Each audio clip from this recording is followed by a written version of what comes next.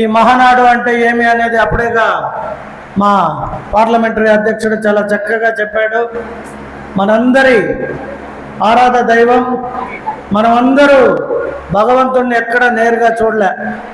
టీవీలో చూసేటప్పుడు మా నాన్నగారు నాకు చూపించేవాడు, చూడరా రాముడు వచ్చాడంటే నిజంగా కూడా రాముడు అనుకునేవాడిని. అంటే 4వ క్లాస్ 5వ క్లాస్ మాకేం తెలియని వయసు అది. నిజంగా కూడా అటువంటి మహానాయకుడి దగ్గర పని చేయలేకపోయినా వారి అల్లుడైన మనందరి ప్రియతమ నాయకుడు నారా చంద్రబాబు నాయుడు గారితో పాటు అసెంబ్లీలో అడుగుపెట్టే అవకాశం నా చిత్తూరు ప్రజలు, తెలుగుదేశం పార్టీ నాయకులు, కార్యకర్తలు నాకు అవకాశాన్ని ఇచ్చారు. ఎందుకంటే చంద్రబాబు నాయుడు ఎంత గొప్పవాడు అనేది మన రాష్ట్రంలో ఉంటే అది ఎవరికి అర్థం కాదు. నేను పక్క రాష్ట్రమైన కర్ణాటకలో ఉన్నా, బెంగళూరులో ఏం చెప్తారంటే, ఏం బా నాయుడు, మీ నాయుడు మా దగ్గర ముఖ్యమంత్రి అయితే మా భూమి కూడా 100 కోట్లు అయ్యేది అని. అంటే ఎప్పుడు కూడా మన ఇంట్లో ఉండేవాడి గొప్పతనం మన ఇంట్లో వాళ్ళకి తెలియదు, పక్కింటి వాళ్ళకి దా తెలుస్తుంది. కాబట్టి మనం పక్కింట్లోకి తొంగి చూస్తూ ఉంటాం. అంటే మన ఇంట్లో వంట ఎప్పుడు నచ్చదు కదా, పక్కింట్లో కిచెన్లో మంచి వాసన రాగానే వాళ్ళు ఏం కూర వండినారు, ఏం తింటాము అనే టైప్ ఆఫ్ క్యారెక్టరు. అంటే నేను చంద్రబాబు నాయుడుని చాలా అబ్జర్వ్ చేసేవాడిని. అబ్జర్వ్ చేస్తే పర్వాలా, ఆయన్ని ఆవహించుకున్నా. ఈరోజు మీటింగ్లో ప్రతి ఒక్కరూ మేము 43 ఏళ్ళు పనిచేసినా ఉంటాము, లేదేమో చెప్తా ఉంటారు మేము 30 ఏళ్ళు 35 ఏళ్ళు అని. ఇలా చూస్తే ఇక్కడ నుండి ఆ జీపు దాకా కనిపిస్తారు నాకు. ఎవరు పని చేసినారు, ఎవరు పని చేయలేదు, ఎవరు పని కోసం వస్తారు, ఎవరు పని లేకపోయినా వస్తారు, లేదా నిజమైన కార్యకర్తలు ఎవరు, పార్టీ పట్ల నిజమైన నాయకత్వంతో పనిచేసే వాళ్ళు ఎవరు అనేది నేను గమనించే దాంట్లో ఫస్ట్ ఉంటా. కాబట్టి నాకు అప్పుడేగా మా మున్నాబాయి చెప్పినట్టు నాకు ఎవరు ఏం చెప్పాల్సిన అవసరం లే. అన్నీ చూసినాకనే చిత్తూరుకు వచ్చినా. ఇక్కడ నుండే పోయినా ఊరంతా చూసుకొని వచ్చినాక తిరిగి మళ్ళీ మన ఊరికే రావాలి కాబట్టి వీడికి వచ్చినా కాబట్టి అన్నీ అబ్జర్వ్ చేసిన. ఈరోజు మహానాడులో ఎవరెవరు ఎంత యాక్టివ్గా ఉన్నారు, ఎవరు ఎంతమందితో వచ్చినారు, ఒకవేళ మా స్టాఫ్ చేత కాకుండా బుక్ పెట్టి రాయకపోయినా, ఈ వీడియోలో కెమెరాలు లేకపోయినా నా కళ్ళు చాలా షార్ప్. నా దగ్గరికి పని కావాలని వస్తే, నిజమైన వాడు వస్తే మాత్రమే పని చేస్తా. నాకు స్టోరీ చెప్పేవాడు వస్తే వాడికి నేను ఇంకా పెద్ద స్టోరీ చెప్తా.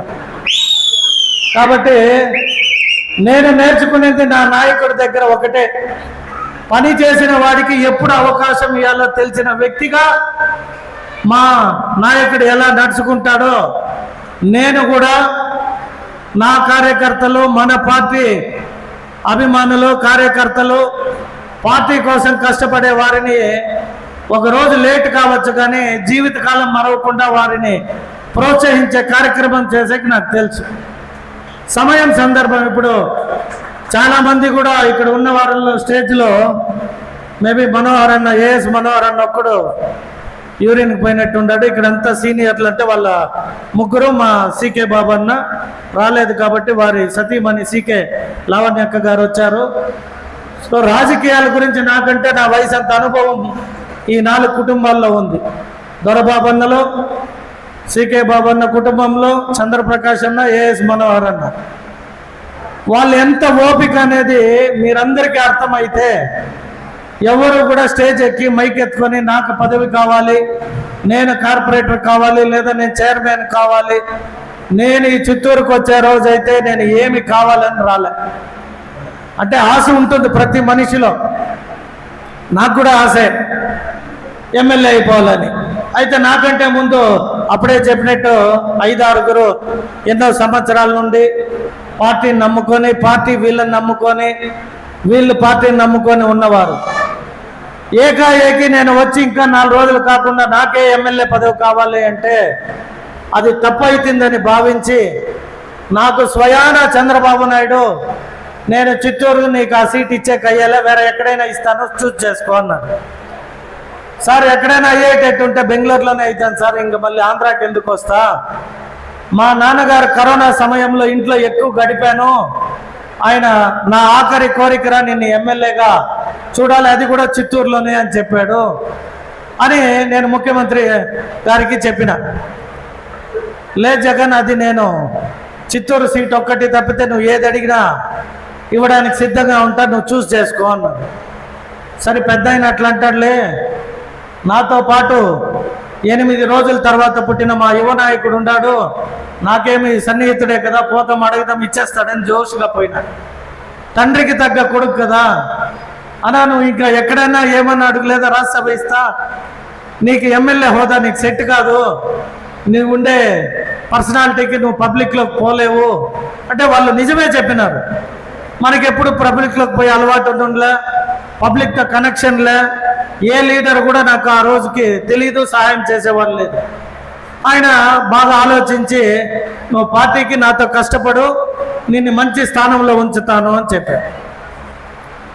అయితే నేను నా తండ్రికి మాట ఇచ్చిన తర్వాత ఏం చేయాలని చెప్పి మామూలుగా నాకున్న ఒకరువార పంతులు, నేను ఎప్పుడైనా మంచి చెడు పని చేయాలంటే వాళ్ళని అడుగుతా. రిటర్న్ వచ్చి కారు ఎక్కంగానే నా కొడుకు ఫోన్ చేశాడు. ఏమన్నారు మీ సిబిఎన్ అన్నాడు. ఏమంటాడు రా, పార్టీ పెట్టేది రాత్రిపూట ఈజీరా, 4 కోళ్ళు 4 బాటలు పెడితే పార్టీ అయిపోతుంది. ఈ పార్టీ అట్లా కాదురా, ఇది 40 సంవత్సరాలు ఉండే పార్టీలోనే కష్టం ఉందంటే మనం ఏడరా కొత్త పార్టీ పెట్టే అవకాశం ఉంది అని నా కొడుక్కి నచ్చజెప్పి పంతులకు. గౌరవనీయులు బాబు గారికి నచ్చినోడు, చిత్తూరు వాసులకి మెచ్చినోడు శ్రీ గురజాల అన్నగారికి ఎప్పుడూ మమ్మల్ని వెన్నంటే ఉంటూ మా తప్పులను ఎప్పుడు చెబుతూ బట్టమెత్తుకుంటూ తరుముకుంటూ పార్టీకి పెద్దగా అంటున్నటువంటి మా ప్రియతమ నాయకులు శ్రీ దొరబాబు అన్న గారికి ఈ సమావేశం సందర్భంగా ప్రత్యేకంగా అభినందనలు తెలియజేసుకుంటున్నా. అదేవిధంగా మాజీ శాసనసభ్యులు సౌమ్యుడు, అందరికీ నచ్చినోడు శ్రీ మనోహర్ అన్న గారికి కూడా నా ప్రత్యేకంగా ధన్యవాదాలు తెలియజేసుకుంటున్నా. అదేవిధంగా మాజీ శాసనసభ్యులు చిత్తూరు టైగర్ శ్రీ సికే బాబు గారి సత్యమణి సికే లావణ్య గారికి కూడా ప్రత్యేకంగా అభినందనలు తెలియజేసుకుంటున్నా. నాకు నచ్చినోడు, మాకు చాలా ఇష్టమైన వాడు, మరీ ముఖ్యంగా మా పుత్తూరు అల్లుడు శ్రీ చంద్ర ప్రకాష్ అన్న గారికి నా యొక్క నమస్కారాలు తెలియజేసుకుంటున్నా. మా అక్క కటారి హేమలత అక్క మీ అందరికీ ఒక ఇన్స్పిరేషన్. కష్టాలను అధిగమించుకొని తన కష్టాన్ని కూడా పక్కకు చెప్పుకోకుండా పార్టీ అంటే, పార్టీ మీటింగ్ అంటే నేనున్నా అంటూ ముందుకు వచ్చే మా అక్క కటారి హేమలత గారికి ప్రత్యేకంగా ధన్యవాదాలు తెలియజేసుకుంటున్నా. అదేవిధంగా కాజూరు బాలాజీ అన్న, నేను జిల్లా బీసీసీఎల్ అధ్యక్షులుగా పనిచేస్తున్నప్పుడు ఆయన పార్టీ ఉపాధ్యక్షులుగా పనిచేసేవారు.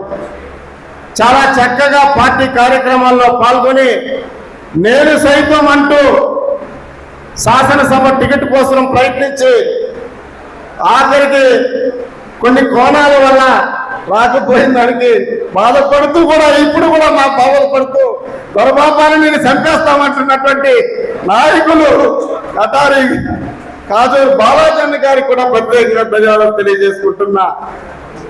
మాకు ఇక్కడ ఒక కార్పొరేషన్ చైర్మన్, ఒక బీసీ బిడ్డ, మొదలయార్ల కార్పొరేషన్ చైర్మన్ సిఎంటి త్యాగన్న గారికి, అదేవిధంగా నా యొక్క అనుచరులు, నా అన్నదమ్ముళ్ళు, నా మిత్ర సమానులు, జిల్లా ప్రధాన కార్యదర్శి శ్రీ సునీల్ కుమార్ చౌదరి అన్న గారికి కూడా ప్రత్యేకంగా ధన్యవాదాలు తెలియజేసుకుంటున్నా.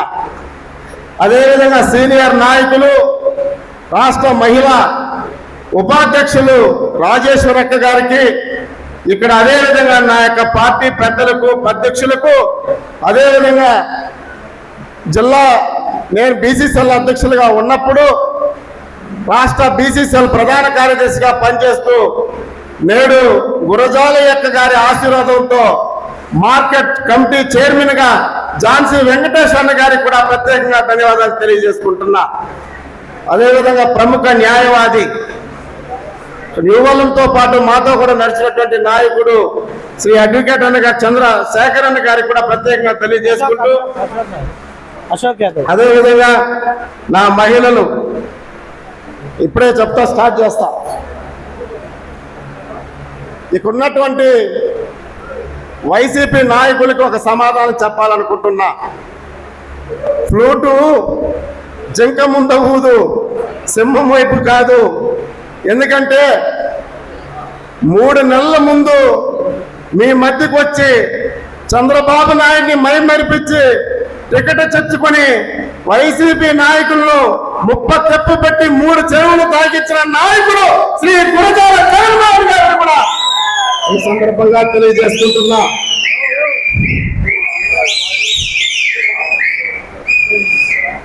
మంచిగా భోజనం పెట్టాడు, మంచిగా ఏసీ హాల్లో కూర్చొని పెట్టాడు, భోజనం పెట్టి మీతో డాన్స్ వేయించాడు, లాలించాడు, పాలించాడు. ఆ తర్వాత మిమ్మల్ని పరిపాలించి ఈ రాష్ట్రంలోనే నంబర్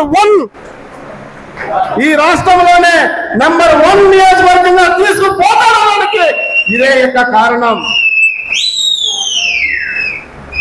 పని చేసేవాడు నాయకుడు, పని చేయించేవాడు కార్యకర్త. కానీ పని చేస్తూ పని చేయించేవాడే మిస్టర్ గురజాల జగన్మోహన్ అన్నగారు కూడా ఈ సందర్భంగా తెలియజేసుకుంటున్నా. హిమాలయాల్లో మంచు కరిగిపోవచ్చు, అదేవిధంగా చదువుకున్న వారికి జ్ఞానం కూడా తరిగిపోవచ్చు, సంపద తరిగిపోవచ్చు, అదేవిధంగా మీ బిల్డింగ్లు తరిగిపోవచ్చు, ఆస్తులు తరిగిపోవచ్చు. కానీ గురజాల జగన్మోహన్ గారికి చిత్తూరు ప్రజల మీద ప్రేమ తగ్గడానికి ఇదే నిదర్శనం అని కూడా ఈ సందర్భంగా తెలియజేసుకుంటున్నా. ఈరోజు చూస్తా ఉన్నా నేను, ఒక ఉత్తర దిక్కు, ఒక పడమర దిక్కు. గతంలో మధ్యాహ్నం కూడా తెల్లారు కూడా మాట్లాడారు. వీరు కలుస్తారా అన్నది ఒక సందేహం ఉండింది. 83 నుంచి రాజకీయ ప్రత్యర్థులుగా ఉంటూ డి అంటే డి అని చెప్తూ వారి మధ్య పచ్చ గడ్డి వేస్తే కూడా బగ్గుమనే కార్యక్రమాలు చేస్తున్నట్టు చిత్తూరులో నేను ఒకే వేదిక పైన ఇరువురిని ఇటు ఒక పక్క కూర్చొని పెట్టి మిమ్మల్ని ముందుకు నడిపిస్తున్నట్టు నాయకులు గురజాల జగన్ గారు. ఇది ఒక రాజకీయ చైతన్యం, మీరందరూ గ్రహించాలా. ఇందులో ఎవరు కూడా రాజకీయంలో శాశ్వత మిత్రులు ఉండరు, శాశ్వత శత్రువులు ఉండరు అనడానికి ఇదే ఒక చక్కటి నిదర్శనం అని కూడా ఈ సందర్భంగా తెలియజేసుకుంటున్నా.